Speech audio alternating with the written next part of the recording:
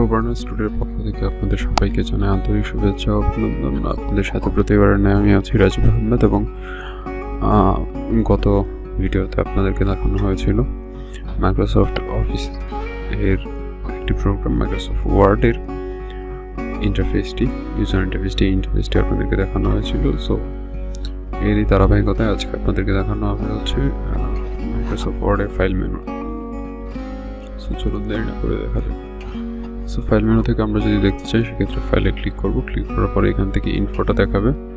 আমরা কোনো file save করার পরে যাবতীয় ইনফরমেশান এখানে আমরা পেয়ে যাব। গতকালও আমি বলেছিলাম, আজকেও আবার বলতেছি। সো সেক্ষেত্রে আপনারা এখান থেকে ইনফরমেশানটা দেখতে পারবেন, এখান থেকে প্রোটেক্ট করতে পারবেন ডকুমেন্ট। সো ডকুমেন্ট প্রোটেক্ট কীভাবে করবেন সেক্ষেত্রে আপনাকে এখানে প্রোটেক্ট ডকুমেন্টে যেতে হবে।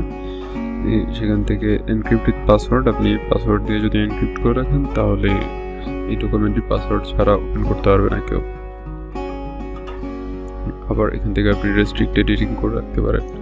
এখান থেকে রেস্ট্রিক্ট অ্যাক্সেস, মানে অ্যাক্সেস নিতে পারবে না কেউ পাসওয়ার্ড ছাড়া।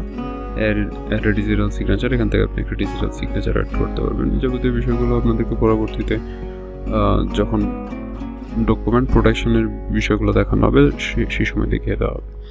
তো এখান থেকে আপনি নতুন ডকুমেন্ট নিতে পারেন। এখানে ক্লিক করলে নতুন ডকুমেন্ট ওপেন হবে। সেক্ষেত্রে ব্ল্যাঙ্ক ডকুমেন্ট নিতে চাইলে ব্ল্যাঙ্ক ডকুমেন্ট নিতে পারেন। গত পর্বের মতো এবার সেম জিনিসটি আমি আবার পুনরায় দেখিয়ে দিলাম। তো সেক্ষেত্রে এখানে আরেকটা জিনিস আছে, সেটা হচ্ছে ওপেন, আর আরেকটা হচ্ছে সেভ।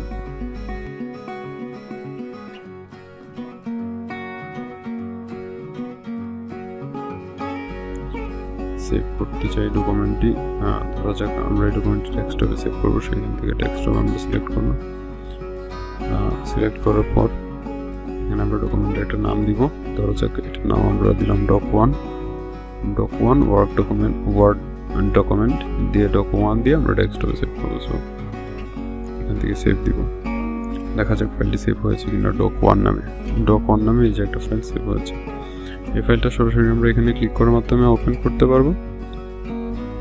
আচ্ছা, আমরা এখানে একটু লিখে নিই।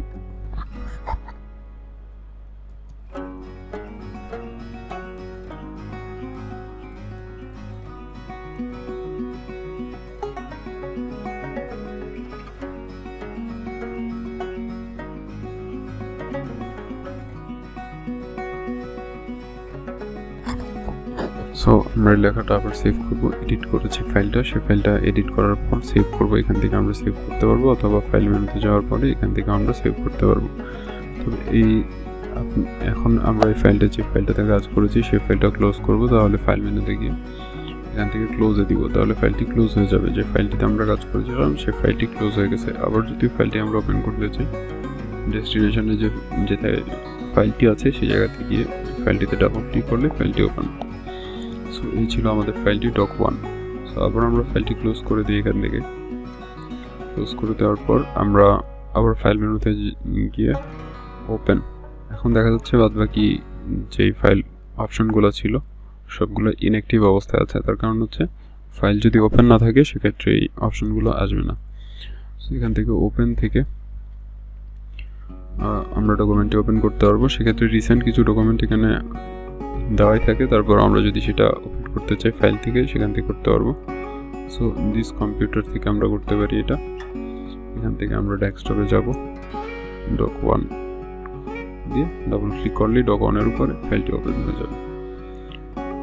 আচ্ছা, তারপর আবার যদি আমরা ফাইলটিকে এডিট করতে চাই, সামওয়্যার আমরা যদি চাই যে এটা একটু চেঞ্জ হবে, সাপোজ এখানে doc হবে না, এখানে cat হবে, সো আমরা এটাকে cat করতে পারি।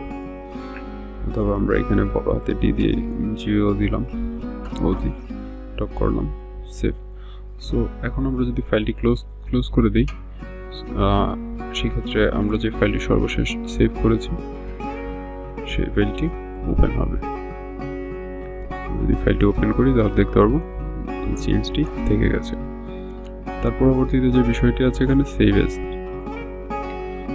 দ্বিনকল যদি আমরা সেভ করতে চাই, যে ফাইলটি সেভ অবস্থায় আছে সেই ফাইলটিকে আবার একটি নকল হিসেবে আমরা রাখতে চাই, যেটা আমরা এডিট করব, কিন্তু আগে যে ফাইলটি সেভ ছিল এই ফাইলটি থেকে আলাদা হবে।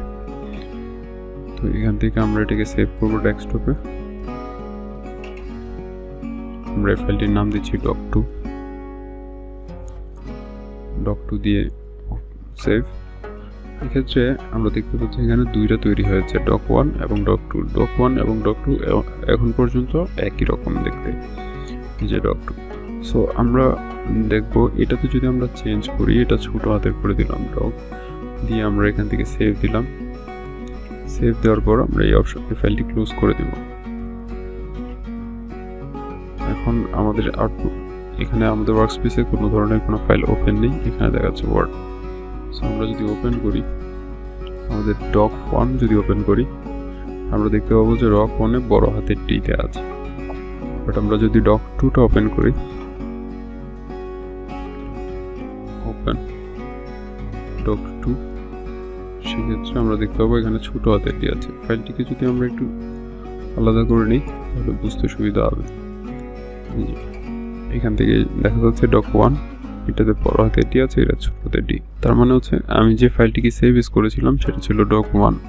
সেভ এস করার পর যে ফাইলটি হয়েছিল সেটা doc2। এখন এই doc2 ফাইলটিতে আমি যে চেঞ্জগুলো করেছি, আগের যে বিষয়গুলো ছিল doc1-এ, টোটাল কন্টেন্টটা এখানে বিদ্যমান। তার পাশাপাশি আমি doc2-তে যে চেঞ্জগুলো করছি সেই চেঞ্জগুলো doc1-এ যাচ্ছে না। তার মানে আমরা doc1টাকে সোর্স ফাইল হিসেবে রেখে দিয়ে, ব্যাকআপ ফাইল হিসেবে রেখে দিয়ে আমরা আবার নতুন একটি ফাইল ক্রিয়েট করে সেম জিনিসগুলো এডিট করতে পারছি। যদি কোথাও ভুল ত্রুটি অথবা কোনো কিছু হয়, আমরা পরবর্তী ফাইলটা ব্যবহার করতে পারবো, দুঃখিত, পূর্ববর্তী ফাইলটা আমরা ব্যবহার করতে পারবো। এটাই হচ্ছে সেভ এজের মধ্যে পার্থক্য, এবং সেভ এজের মধ্যে পার্থক্য। যাই, সেক্ষেত্রে আমার এখানে একটা পেজ সেটআপ আসবে। এখান থেকে আমাকে দেখাই দিতে হবে প্রিন্ট, আমি কীরকম প্রিন্ট করবো এই বিষয়টা নিয়ে বিস্তারিত অন্য একটি ভিডিও থাকবে। এখান থেকে শেয়ার করতে পারবো, এক্সপোর্ট, এগুলো খুব একটা বেশি প্রয়োজন পড়ে না। অন্য একটা ভিডিওতে আপনাদেরকে দেখানো হবে অপশন বিষয়টি। পরবর্তী ভিডিও দেখার আমন্ত্রণ জানিয়ে এখানে বিদায় নিচ্ছি। আমি রাজীব আহমেদ, আপনারা দেখছেন প্রকরণ স্টুডিও।